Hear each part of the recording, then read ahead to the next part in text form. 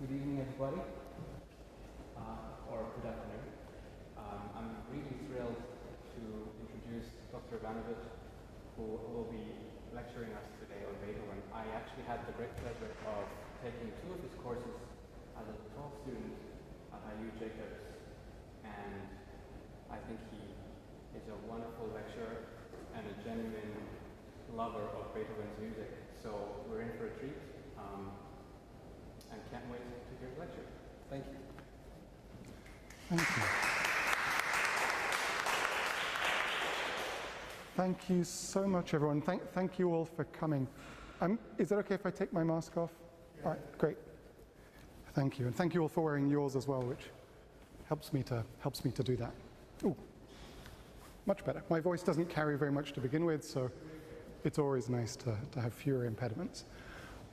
Well, first of all, a big thank you to Chamberfest Brown County, to the community of Nashville, the Brown County History Center for this amazing venue, which makes even my voice carry, and of course to Andreas, who has been a sort of a prime mover in this whole thing. So thank you all for having me. All right, so this is a talk about caring for Beethoven. So what do I mean by this? Well, actually, there's a kind of a pun in the title, which is somewhat intentional. So I mean partly caring about Beethoven, so I care for his music, meaning I like his music, but also caring for Beethoven as in looking after him. Like I care for someone in that sense as well. And that might partly mean sort of caring for Beethoven's legacy, like looking after what's left of Beethoven once he's produced all the music he's going to. But I think in a deeper sense, actually, also like why we feel connected to him, why we feel sort of empathetic to him, protective. And I think many of us do. So here's what I hope to do. I think that other scholars are probably better positioned than I am to provide biographical or archival descriptions. I think generally I'm much better at sort of analyzing the music and describing it. And so that's kind of what I hope to do today, to provide a sort of an insider's view on some of the technical things that are going on in this music. In a certain way, this is also a sort of a talk that could be described as my favorite spots in Beethoven, which is not maybe a bad thing, I hope. So this is a talk in a sense on sort of different aspects of caring for Beethoven. I should say that there's going to be some of the examples, some of the things I'm playing, I'm also going to have musical notation for as well. If you can read that, that's great, but it's in no way a sort of a prerequisite. It's mostly there for me so that I can kind of see what I'm doing, and there's some part of me that can't relinquish having something to look at while I'm talking. I'm that kind of a scholar, unfortunately. There will occasionally be kind of shapes for you to follow. If you can follow that far, that's fine, but the main thing is just to use your ears. Like anything that I'm talking about should be something that you can hear as well. Speaking of hearing, can you hear me okay if I'm talking like this? Yeah? Okay. Is the mic on? The mic isn't on, no, but oh, actually the mic is on, yeah. Yeah. All right, well, let's begin with the obvious anniversary. 2020 was 250 years since the birth of Beethoven. And the Beethoven House in Bonn, which is sort of like the institution that kind of looks after sort of Beethoven's legacies, where there's a lot of autographed manuscripts and there's a lot of scholars producing editions of his work, they sort of came up with this logo, Beethoven 2020. And I remember they actually came to the Jacobs School of Music to talk about some of the things they were doing, and they'd just kind of invented this logo. And they were very kind of proud of it. I have to say, I was less kind of impressed with it. You can see kind of Beethoven's intense eyes there. You can see sort of the cracked, sort of the crackling on this old painting. But the whole idea of sort of knocking out the vowels in Beethoven's name struck me very much as sort of like an Old Testament thing to do. This is Beethoven, who is the tetragrammaton. This is sort of like Beethoven as sort of Old Testament God. And I thought that was the kind of thing we were trying to move away from. But this was sort of like, people talk about Beethoven hero, this kind of mythic Beethoven that sort of set the template for heroic and narrative journeys. And this is sort of like Beethoven logo. I wasn't, as I say, sort of so incredibly impressed.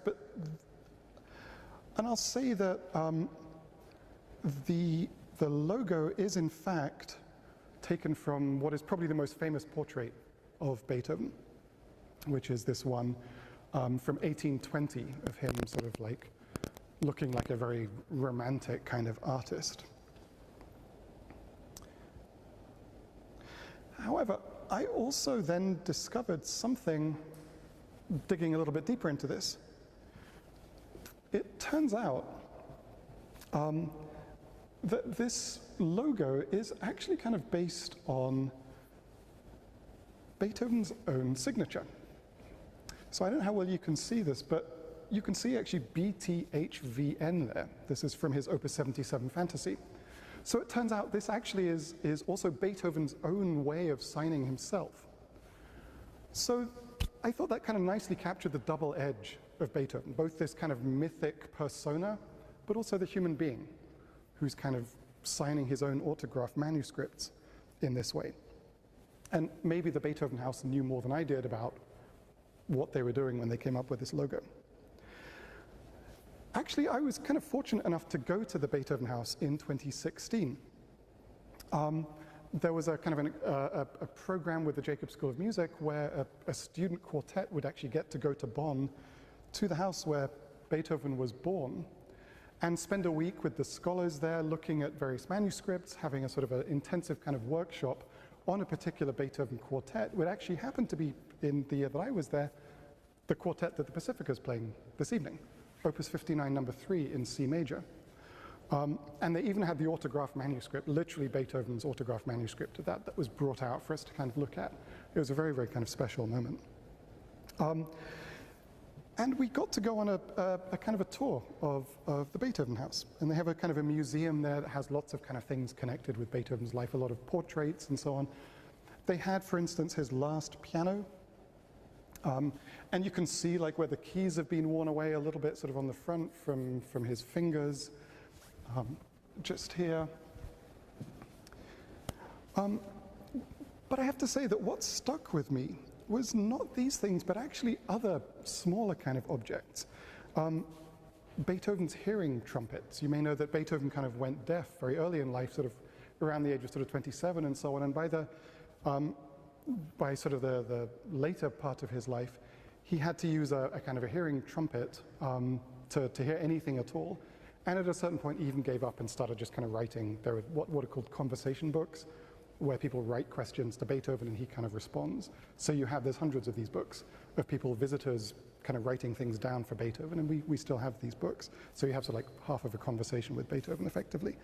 But it's things like his hearing trumpets, his walking stick, which I know you probably can't see, but has his name, L. Beethoven, there, kind of embossed on the top of it.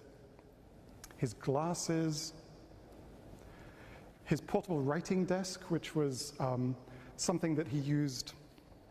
So it was a kind of a travel writing desk, but he actually would use it when he was too sick, when he basically had to stay in bed because of illness. And these things, as I say, I found much more sort of touching. There's sort of these tokens of an actual human being adjusting to his life circumstances, compromising and adapting, and it should be said, nonetheless writing. I mean, the amount of music he produced was really kind of astonishing, given his sort of circumstances in life. So I'll say that like one of the things that we might say caring for Beethoven might involve caring for Beethoven's health.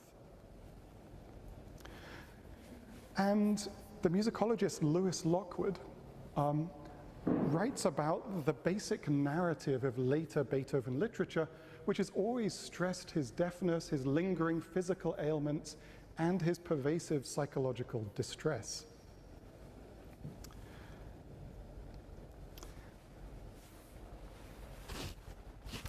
And this actually, it should be said, is not something that was necessarily sort of invented by people writing about Beethoven later. This was actually something that Beethoven himself would write about. This is a very early letter. So remember, Beethoven was born in 1770. So by 1787, he's basically kind of 16 years old here, not quite yet 17. And he's returning to Bonn, where he was born. His mother has just died, actually. And he writes, "As long as I have been here, I've had very few happy hours. For the whole time, I've been plagued by asthma, and I'm afraid that it may develop into consumption." About 40 years later, here's another letter from Beethoven. So now he's obviously a much older man. This is still about 10 years before he died. "I often despair and would like to die, for I can foresee no end to all my infirmities. God have mercy upon me, I consider myself as good as lost. Thank God that I shall soon have finished playing my part." These are very dark sentiments from Beethoven. And it's not actually sort of difficult to sort of find musical analogues to this, kind of very obvious ones, where sort of illness itself has been, or frailty we might say, has been sort of inscribed into the music. So one well-known example is an early string quartet, whose last movement is subtitled La Malinconia, the melancholy. Another one, also well-known, is from right near the very end of his life. The third movement of his quartet in A minor, opus 132, which is called the Heiliger Dankgesang, which has a long title that translates to the holy song of thanksgiving by a convalescent to the divinity in the Lydian mode. And this kind of gives you a sense of both of when Beethoven refers to the Lydian mode, he's referring to some kind of old Renaissance, kind of 16th century kind of musical practice, of which he was very interested at that time. But it also gives you a sense that Beethoven has been struggling here, and he's finally recuperated, and sort of in celebration of this, or in thanksgiving of this, he's written this movement. It's a fascinating movement. It has sort of like a melody, almost like a kind of a plain chant that Beethoven actually kind of wrote himself, but in the style of something like Palestrina. It's very kind of unusual sounding music. There's nothing quite like it in the literature at this time. And this hymn comes back 3 times, or is heard 3 times, and each time it alternates with some sort of very, very modern kind of dance-like music. It's incredibly effective. I'll play you just a little snippet from near the end of this movement.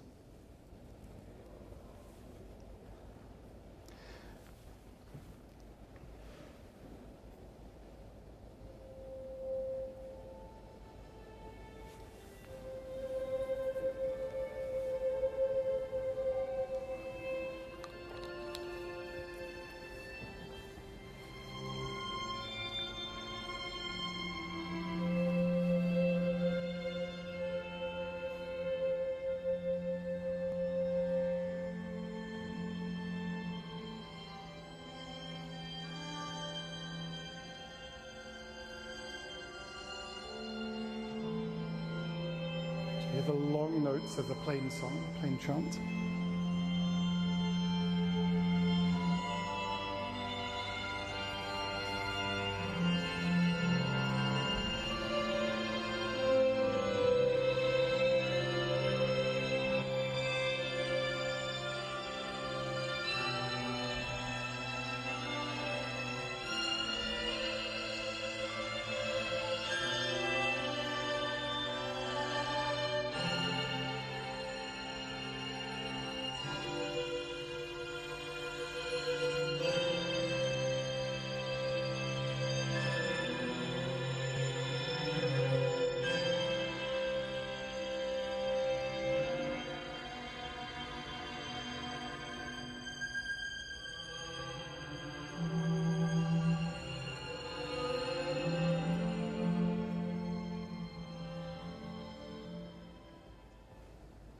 It's really kind of an extraordinary example of Beethoven's late style. These incredible sort of extremes of register, incredible sort of like length and elongated tempo there. There's really nothing else quite like it as a sound in the whole history of music, I think. But it must be said that Beethoven doesn't make it very easy to care for him sometimes. And this was true in life as well. He was not in any way an easy person to get along with, it seemed, and that's to kind of sugarcoat some of it. Some examples, someone wrote actually that, a contemporary, that the Opus 59 quartets, again which the Pacifica's playing later on today, they described it as crazy music, the botched job of a madman. I'd be kind of honored to have someone write something like that about me. At least I did something, you know. Some examples of some sort of very sort of traditionally difficult Beethoven pieces. This is the Great Fugue, Opus 133, from right near the very end of his life. This was originally a finale for another quartet that was sort of, it was so large and monumental that it was sort of detached by itself. Some quartets play it, that quartet with this finale, others play a different finale that Beethoven wrote. This is like an excerpt from near the beginning of the Great Fugue.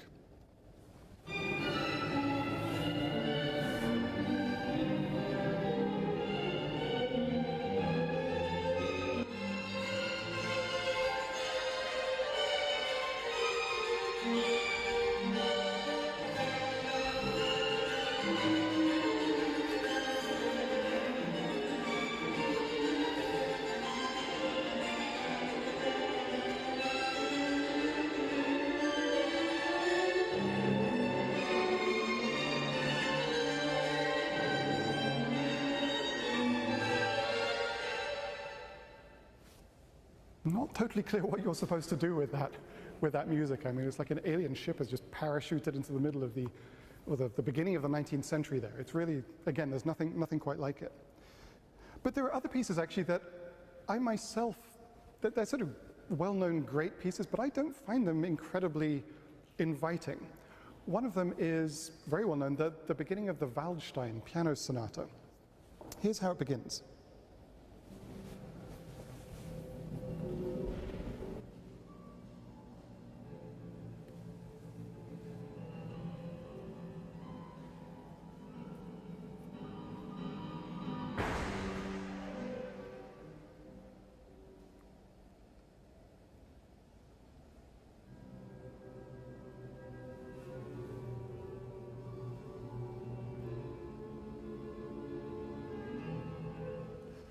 I'll pause it there for now.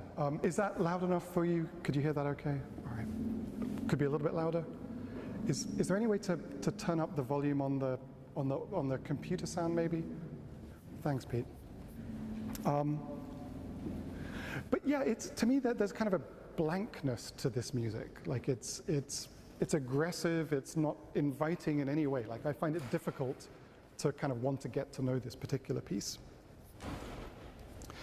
Another piece actually, which I don't think has a difficult sound, but is very sort of almost crudely written, I think, is the string quartet in A major, Opus 18, number 5, which I know was played just this week.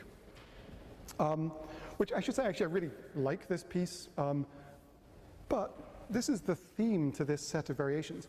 And you'll hear the melody just kind of go down, then it goes up, and it goes down. One critic described this as like the children's nursery rhyme, like the Grand Old Duke of York. Do you know that? Do you know that one?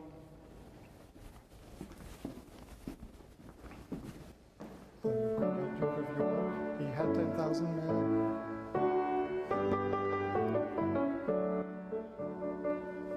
Up it goes.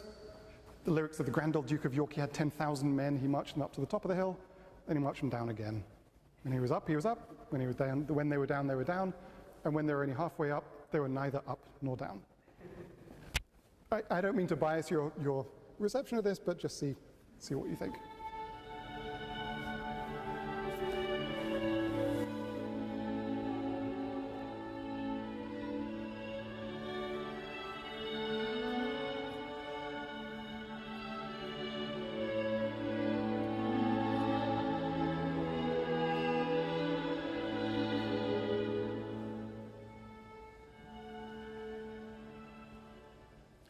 So that's a little bit unkind, but you can sort of see what might lead someone to say that kind of thing.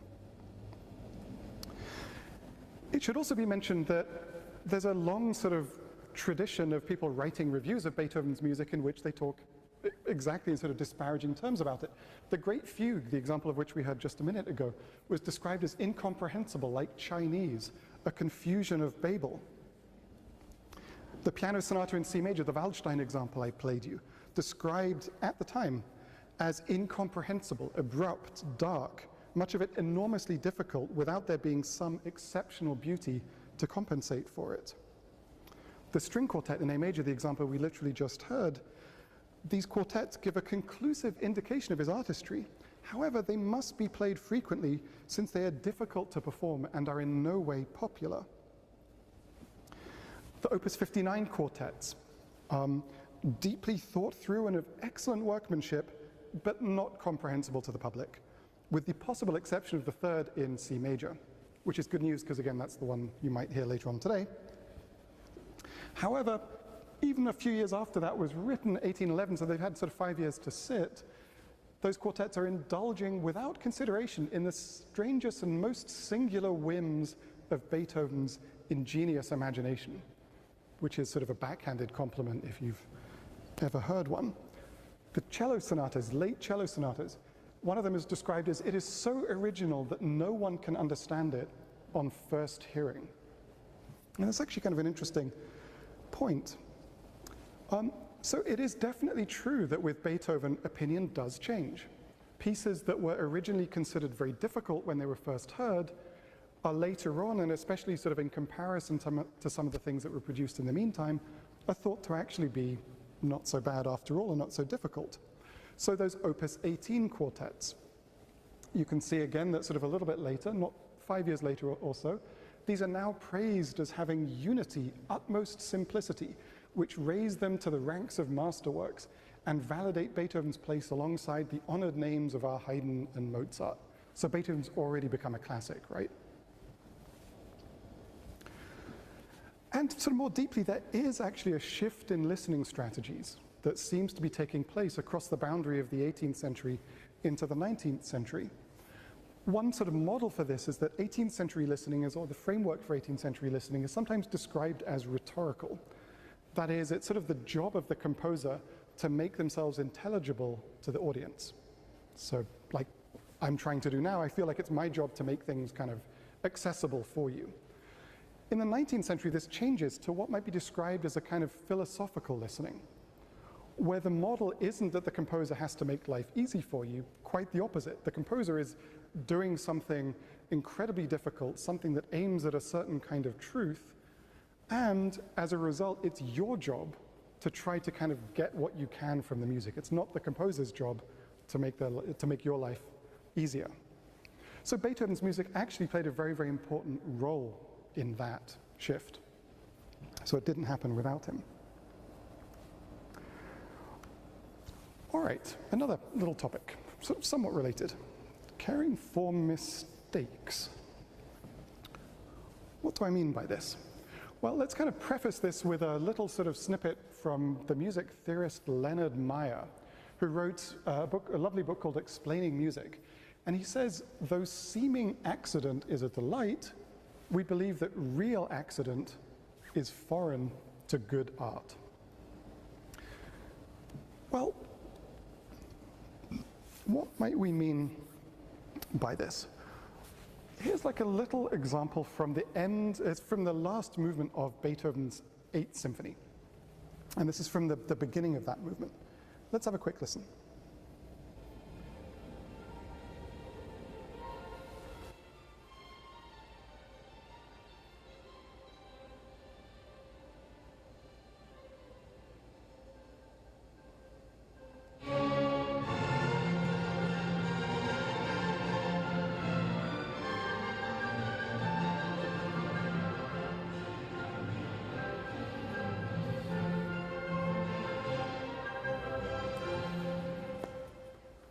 I hope you caught that there was like one just weird note that just kind of popped out there, had nothing to do with what was going on around it. It just suddenly appeared. It was the note C sharp for those people who are sort of following along in that way. So what do we do with that? What are we supposed to do with what appears to be like a pratfall right near the beginning of a movement? Now you might say, well, this is just kind of clumsy composition, but it obviously isn't. Like, it's been intentionally kind of composed into the piece. Well, often what happens with something like that is that a composer kind of takes that unusual, odd, kind of frictive, strange element near the beginning, the thing that doesn't fit, and eventually kind of finds some way to kind of make it fit, to kind of provide a larger context for you. And that's kind of the difference between an accident and an unusual event that's kind of built into the piece. So here's roughly the same kind of passage from near the end of the piece. And what you might notice is that kind of strange note, which is this pitch here. You'll hear it kind of come back just like it did at the beginning of the piece, and then you'll hear, you hear it again.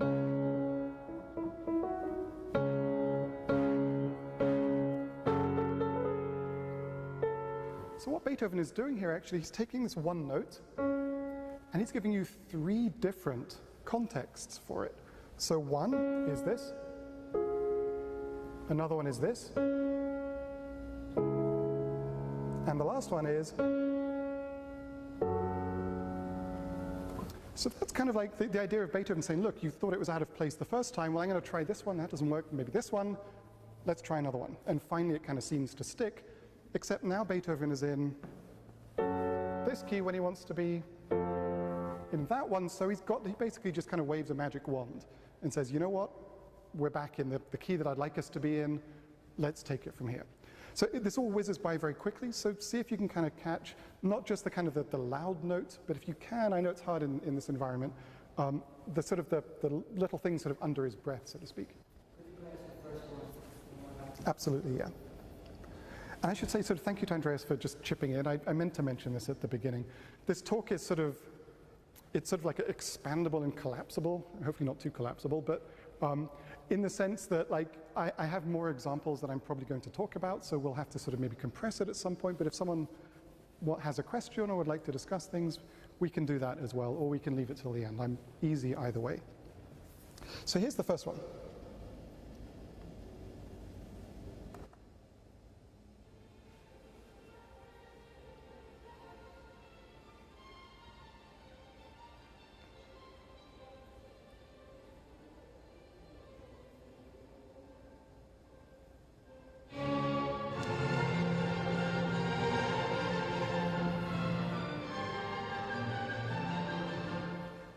All right, so here's a passage from the end of the symphony.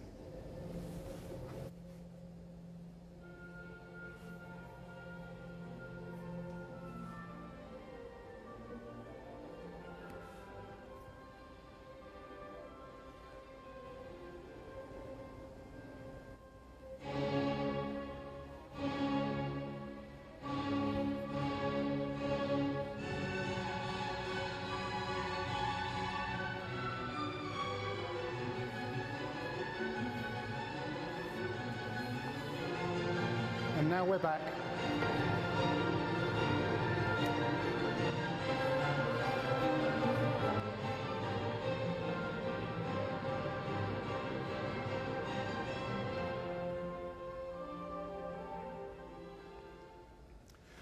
So I hope that was sort of relatively clear. I know it's kind of hard to take, well, as with a lot of Beethoven on first hearing, it takes sometimes a couple of goes.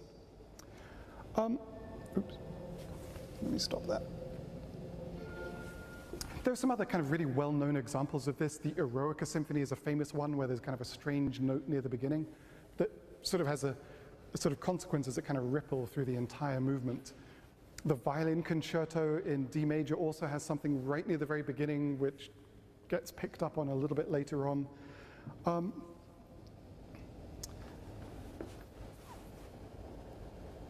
There was even actually in the slow movement of the Archduke Trio, actually, I won't play the example now, but there's a little one there as well. For those of you, Andreas played this just near the beginning of the week.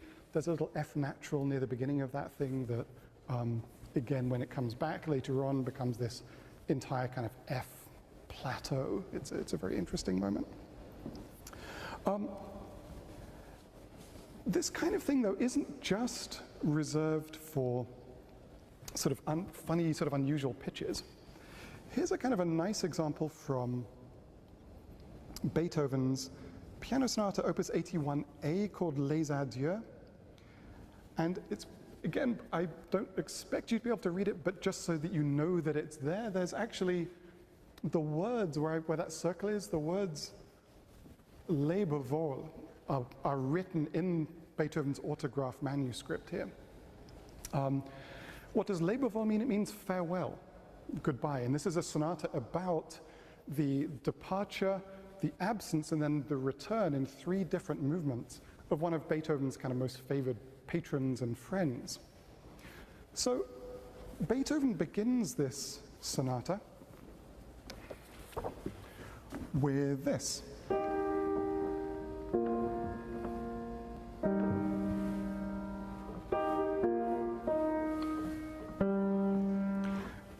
Does that remind you of anything? Like, could you imagine a particular instrument playing that, perhaps? You might be thinking the horns. It might sound... These are sometimes called horn fifths. Like, it's a very, very natural thing for horns to be able to play in this particular key, actually.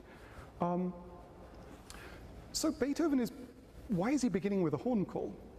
Well, it turns out, actually, that in sort of around the beginning of the 19th century, horn calls started to be a marker for distance.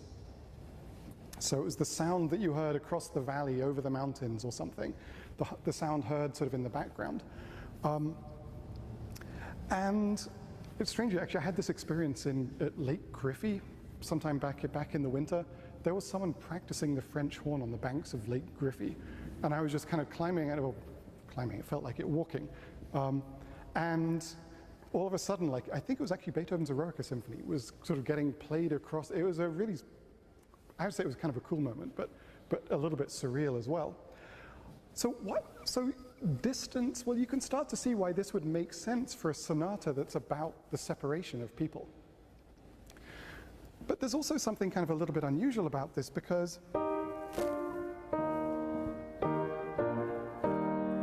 it's actually the kind of thing that you might normally use at the end. It has a kind of built-in closure, and normally you say goodbye at the end, not at the beginning.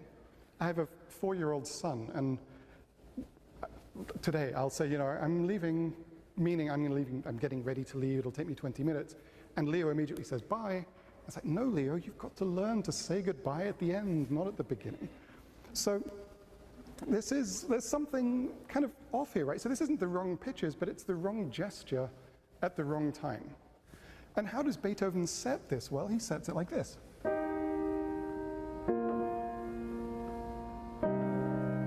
Well, that's not what we were expecting, right? We were probably expecting this harmony.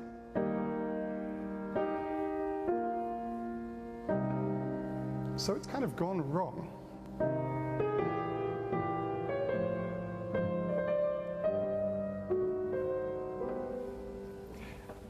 This doesn't sound like, it sounds like sort of not happy music, let's put it that way. So we kind of move along a little bit. So we try again. It's not terribly promising. This sounds very good. Okay, this doesn't. So we've got the right notes, right melody. But things have gone even further away than they should have done. So in a certain way, like, this piece is about getting an ending gesture in the right place.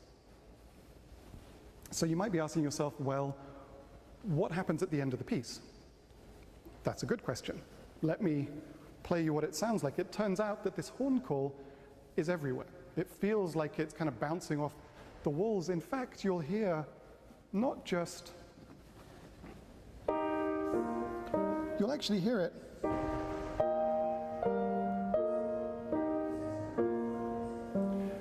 it against itself in ways that sort of create this oral kind of smudge, much like I heard in Lake Griffey. So let me play this for you. This is from the end of the piece.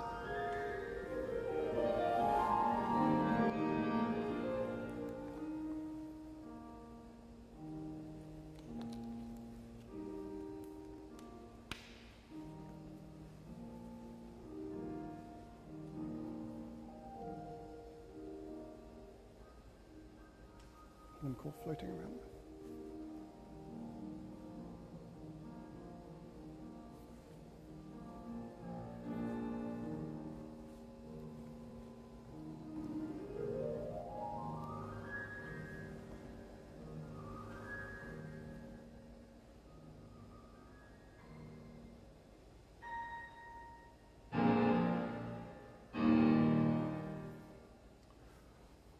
Right, so you're getting a good sense of that. And I should say that this strategy, the idea of beginning with an ending, is not unique to Beethoven. Haydn did this very famously in some of his quartets in the 1780s. But I think one of the things that I'd like to kind of point out in the context of this talk in general is what's implied here is a sense of restoration, right? There's a sense that things are kind of restored, something that was off kilter, out of balance, is brought back into balance. And that to me seems very much in line with this idea of sort of frailty, but at the same time, recuperation. That sense of making things whole again. All right, let me kind of zip forwards. There was another example I was going to use, but I'll leave that one aside. I'll move to something, actually we'll see sort of a little bit related. And this is the idea of caring for fugue. So this is the topic of this little section here. And speaking of a particular piano sonata, Beethoven, Charles Rosen, the famous sort of pianist scholar, writes, Beethoven reinvented tradition here in Opus 110. For the first time in the history of music, these commonplace elements of fugue take on a narrative content. And what I'll do over this sort of little section is kind of to explain, to unpack that comment. So some of you kind of may know sort of how fugues tend to go. They normally begin with a kind of a single voice with what's called a subject or a theme. So for instance,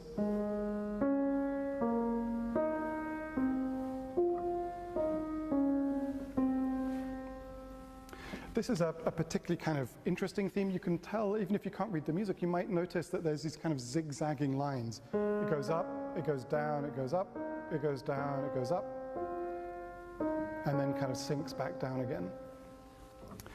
And in a fugue, there's kind of a ritual to how they begin. Each voice will enter one by one until all of the voices have entered. And then normally the idea is to kind of maintain this kind of multi-voice texture, this kind of web, as long as you, well, but normally typically for the whole piece if you're writing a fugue. So for instance, this particular one, which is actually the sonata that Charles Rosen was talking about, the A-flat major sonata, Opus 110, the beginning sounds like this.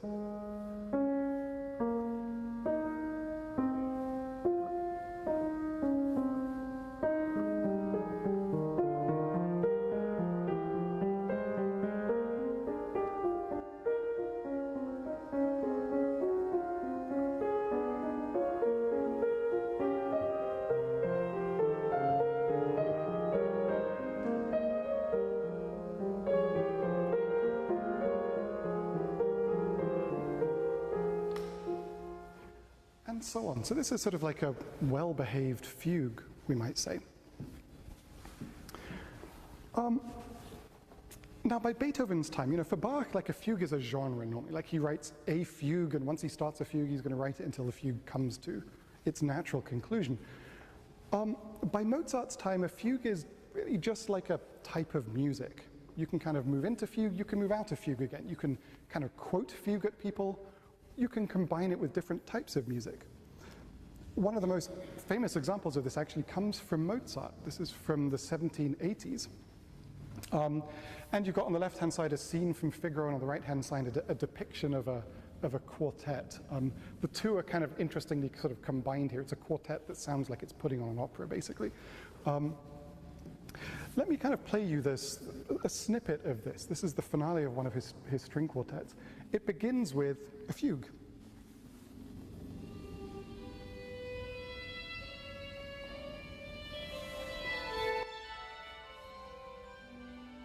Each voice entering one by one.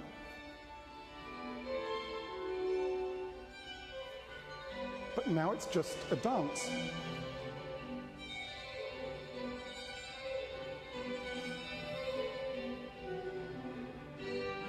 so you've moved from this kind of exalted church-like atmosphere of the fugue to like a country pub with a fiddler and a dance, basically. And that's the kind of thing that fugue has become. Like, it's become just a kind of a type of music at this point. Tonight, actually, if you go to the Pacifica concert, you'll also hear a fugue, because the finale of that particular quartet, Opus 59, number 3, is also a fugue. It's one that's actually sometimes been criticized. It has a strange kind of fugue subject. It sounds like this.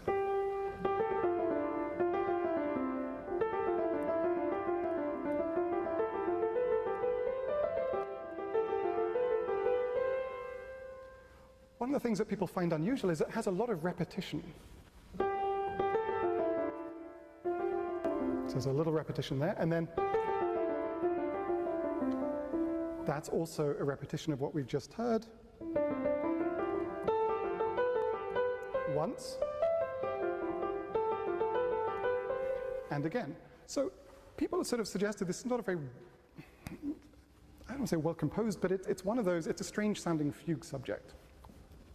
The other thing, it's actually also kind of, it becomes a strange fugue. All of the voices enter one by one, but then you'll hear in a minute that at a certain point, a couple of the voices kind of drop out.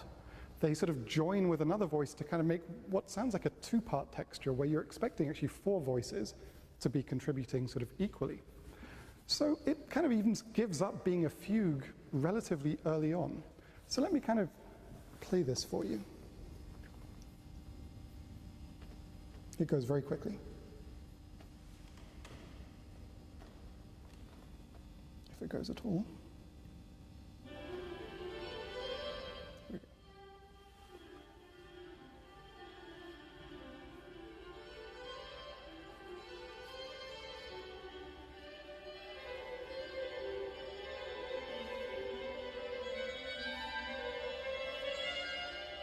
Third voice coming in. Cello.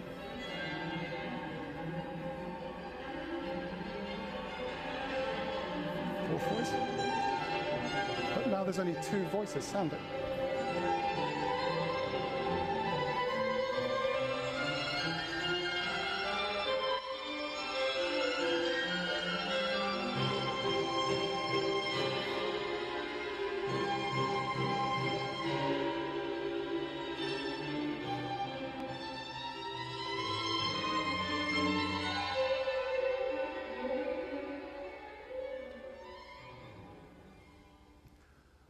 All right, so again, it's probably difficult to pick up just on a quick hearing, but at a certain point, it even earlier than Mozart's did, it stops being kind of fugal in the way we expect.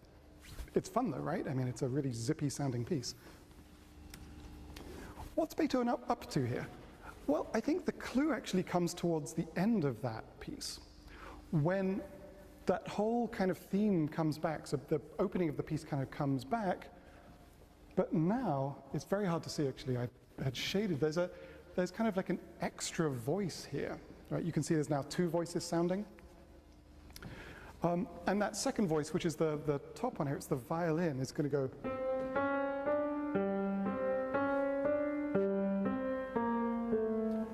And so on. So let's have a listen to this, and I'm going to suggest there's a kind of a reason that Beethoven's kind of up to some tricks here.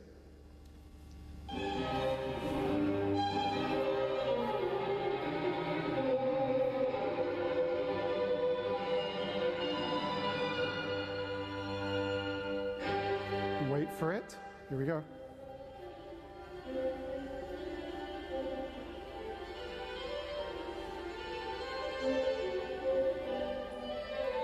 Bum ba dum bum bum.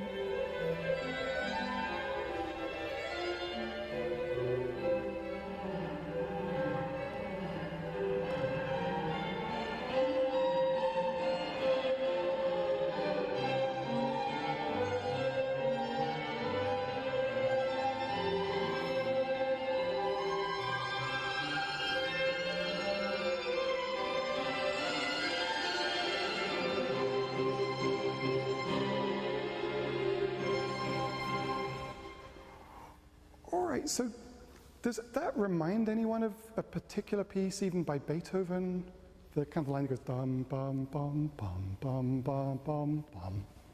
I have to say, for me, it may or may not sort of spark it for you, but I thought it reminded me very much of a moment in Beethoven's Egmont Overture.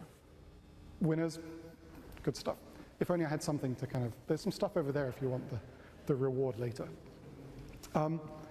Beethoven's Egmont Overture, it sort of goes through this sort of fantastically sort of complicated minor stuff, and then it sort of breaks out into this kind of French revolutionary Beethoven Fifth Symphony kind of sounding celebratory music.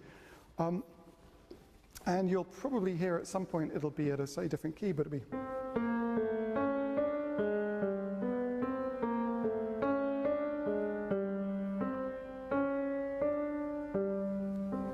So let me play that little snippet for you here.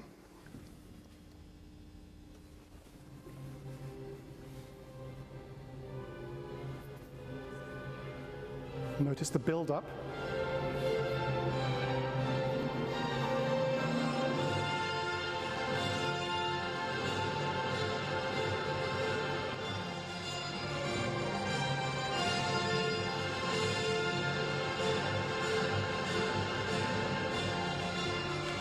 There you go.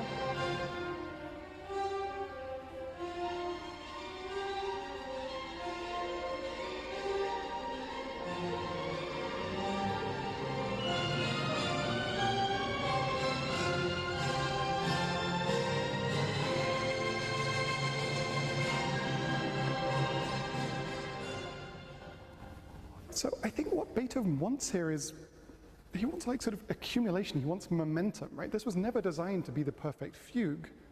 This was designed to be kind of like a big wind-up, something that sort of zips you all the way across the finish line. He wasn't interested in writing the perfect fugue. I'll give you just a tiny little snippet. There's Mozart's Magic Flute Overture actually has something kind of very similar if you listen. Let's see.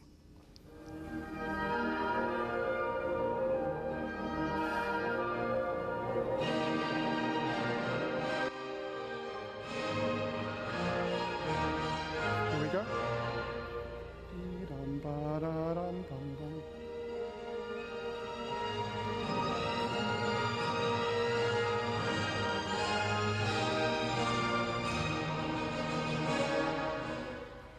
So this theatrical music, right? I think that's what that Opus 59 finale is doing. It's theater music. All right, so I'm going to circle back now to this fugue of the piano sonata, and although I'd had some stuff prepared after this, I'll sort of wrap up after that because we're coming up to sort of the 50-minute mark here already. So I'll take sort of another 5-10 minutes if that's okay, and I'm happy to chat longer than that as anyone would like. So let's kind of return to the finale of Opus 110. To kind of understand what's going on there, you need to know a little bit about some of the context for the fugue. And actually, I played you the kind of the beginning of that fugue. First of all, you need to know that this movement is sort of like a multi-partite thing. So it begins with a recitative and an aria, taken basically from opera. And the aria Beethoven writes in the score, he calls it the Klagender Gesang, a sorrowful song. He actually also uses Italian terms in the manuscript, arioso dolente, if for some reason your Italian is better than the other languages here. Here's kind of a little snippet of what it sounds like, and this comes before the fugue. So let me play this.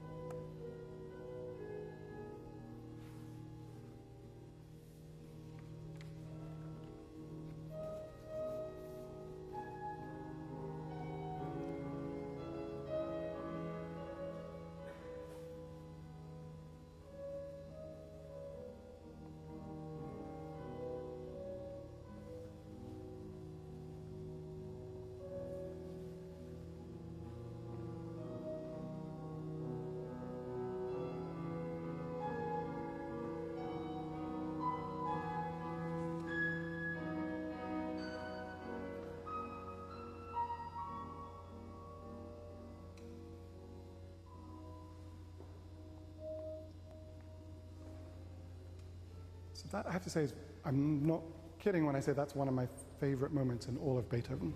The way that that melody kind of rises and then sort of collapses is one of the most sort of both moving and sort of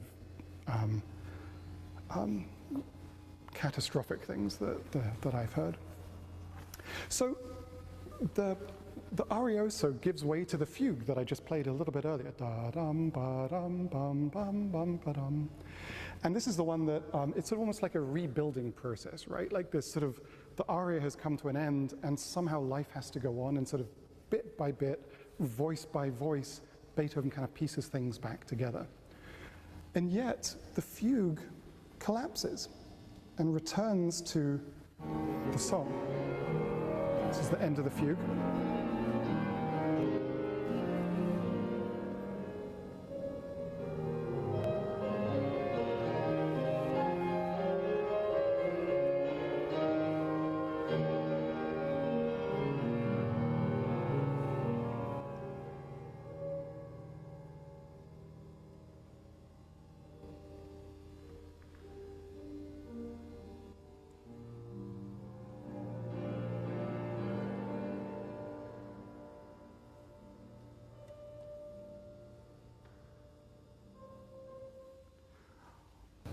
So we're back in the world of the arias. What do you do after that? You tried once and it didn't work. Well, Beethoven actually returns to the fugue for the final time, but then turns the subject upside down, which is something that people have been doing as long as there have been themes. They've been amusing themselves by turning them upside down sometimes.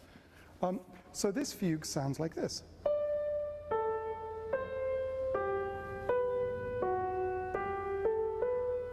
So everything that the first theme did, it does exactly the same. Where the first one went up, it goes down. Where the other one went down, it goes up.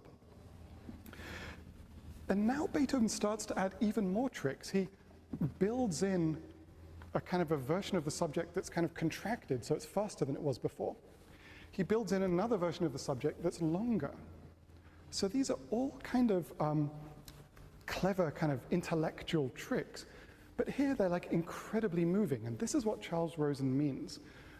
What happens is that these kind of technical things start to be kind of swept up in a narrative of sort of coming back to life. The tempo markings that Beethoven has here is saying sort of getting more and more coming back to life. So this thing is kind of rebuilding itself, and eventually, I'll play you the last sort of stretch of this. It's a couple of minutes. The whole thing kind of just dissolves into pure song. It's the most lyrical, songful thing you've ever heard. So let me play this for you, and this will be the last thing I'll play.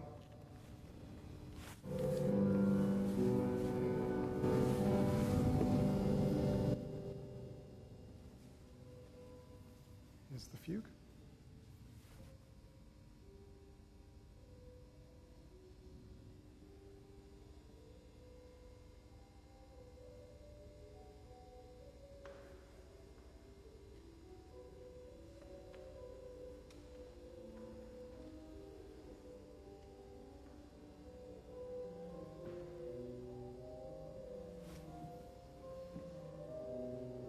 Here's the fast one. Long one.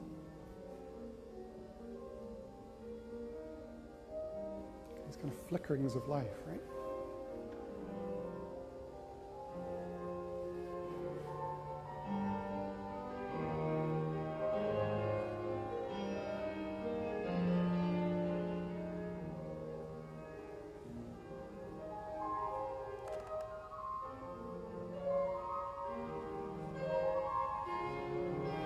And now pure song.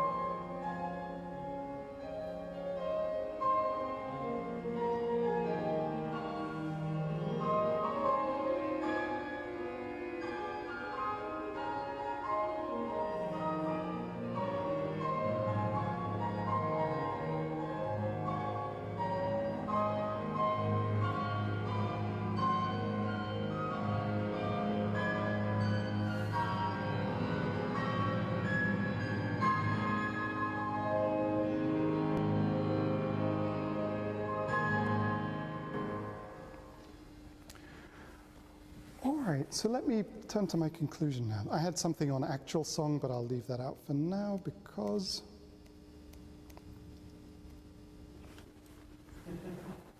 this is Beethoven doing what he liked to do, smoking a pipe in a coffee house. It's from 1823.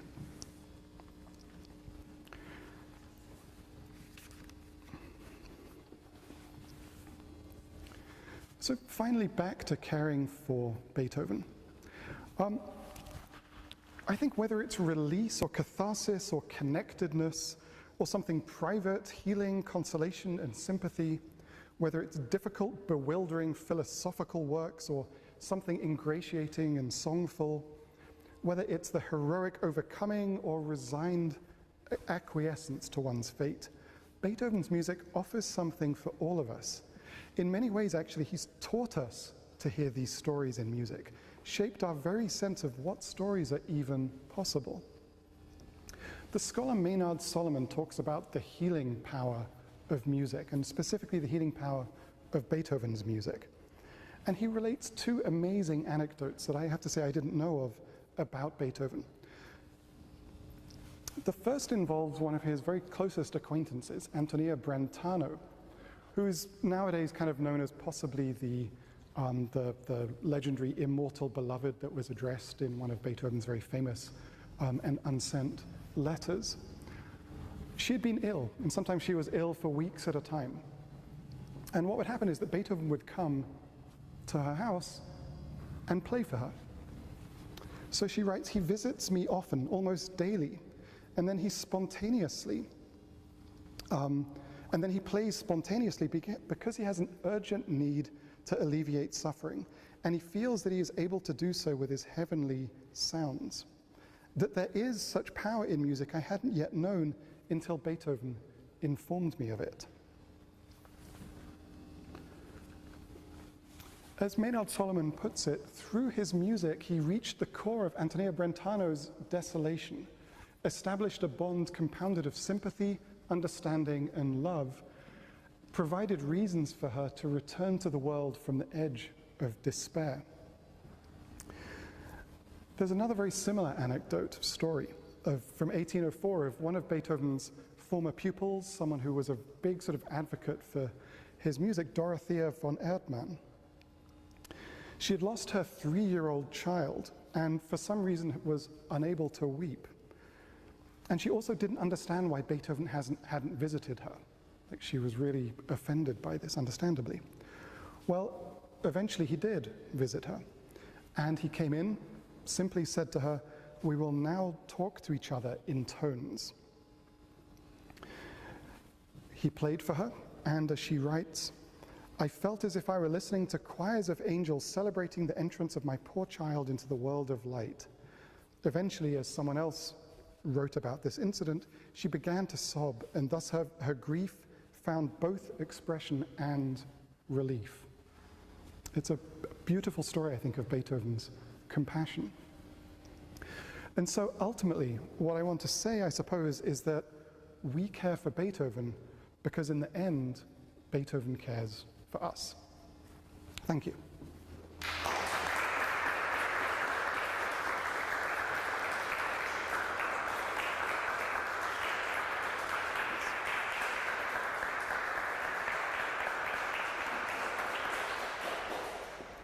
Thank you so much. I'm sorry that was a little bit longer than possibly anticipated. I'm happy to hang around for conversation, but if anyone needs to or simply would like to leave, that's also totally fine.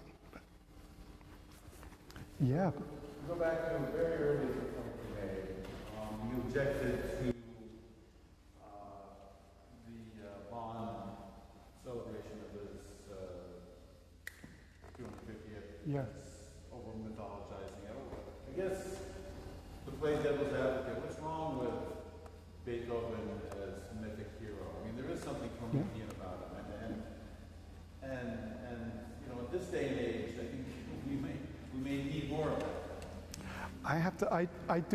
I completely agree with what you're saying. I think and that's what I find. I mean, I stressed, I guess, the more intimate things today, but absolutely, I think you're right that there is this sort of strain of genuine sort of virtuousness running through Beethoven, like the composer of Fidelio, these narratives that are inscribed, say, in the Ninth Symphony, this sort of incredible sense of community and brotherhood and fellowship that is the seriousness of purpose in his music. I think all of that is absolutely there.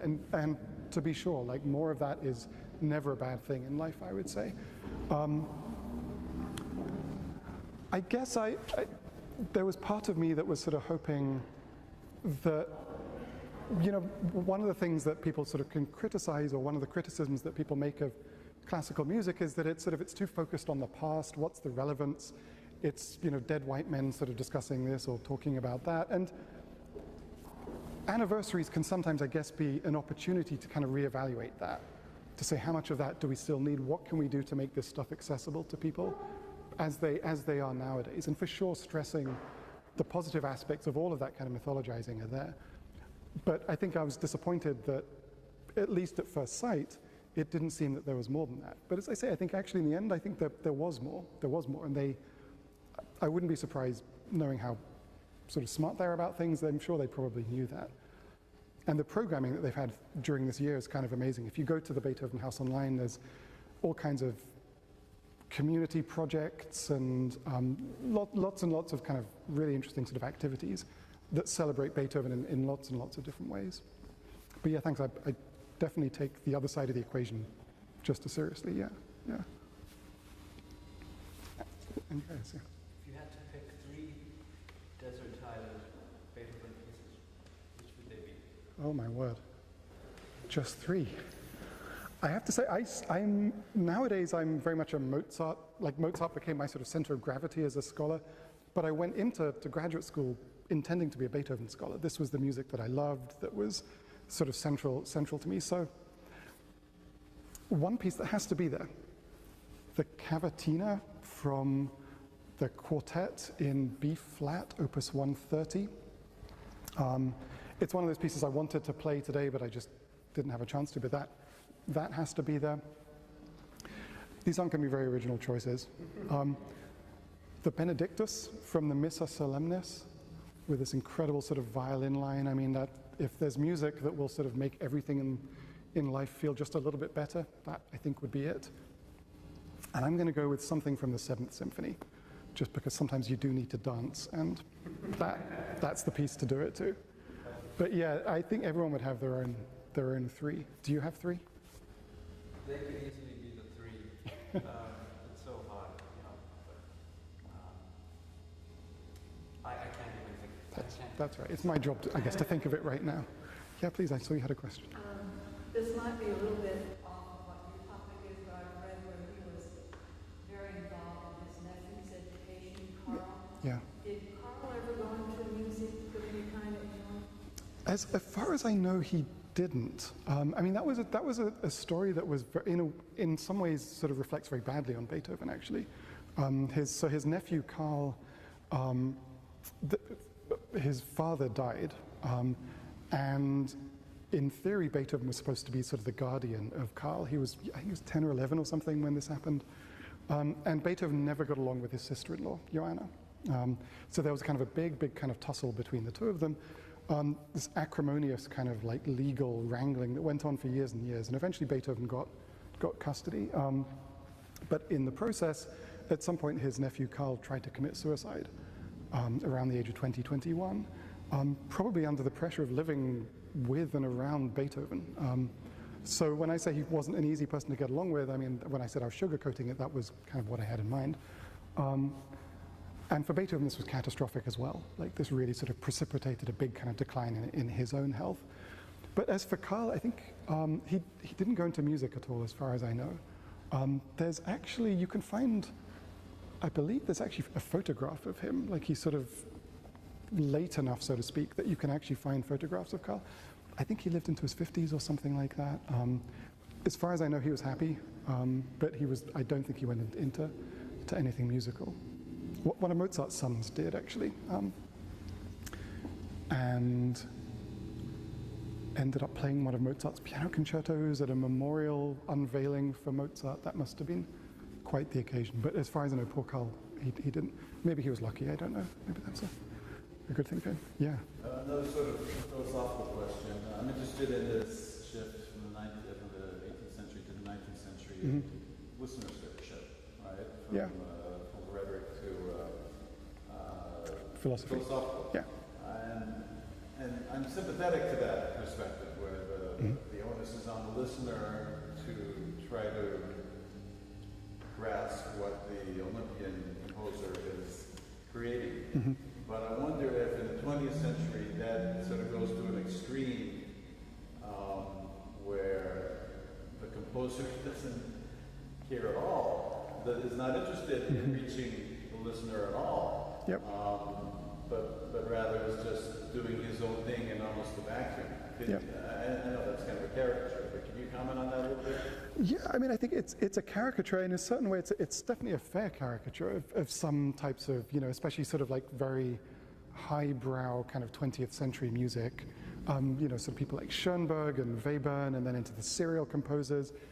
Milton Babbitt famously had an article called "Who Cares If You Listen," which I believe was not his title, but the thrust of the thing was basically the same. And to be sure, like there's a strand of music that becomes so kind of, I think you said, do you say self-absorbed? I think that's a kind of a good word for it. And it's, I would say, sort of self-defeating as well, right? I mean,